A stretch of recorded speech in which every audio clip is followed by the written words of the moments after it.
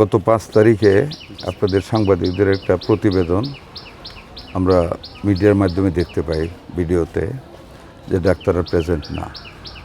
পরবর্তীতে স্টেটমেন্ট দিয়েছে ওনারা নাকি উপরে ছিলেন, আপনারা নিচে ছিলেন।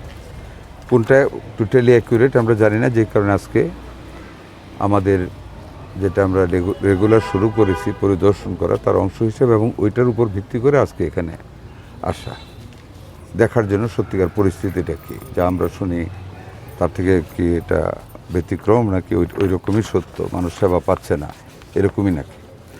যাই হোক, ওই কারণে আসলাম। এখানে আসা যা পাইলাম ইটস ফ্রাস্ট্রেটিং, যে একটা মাত্র 24 ঘন্টা আগে একটা রিপোর্ট হওয়ার পরেও ভাবছিলাম যে সব ডাক্তার পাবো, ডিউটি বাউন্ড পাবো সবাইকে, কিন্তু সেটা পাই নাই। এই হাসপাতালে আপনার টোটাল 27টা পোস্ট আছে, কর্মরত আছেন পোস্টেড ডাক্তারস আছে 21 জন, তার মধ্যে আমরা প্রেজেন্ট পেয়েছি 8 জন।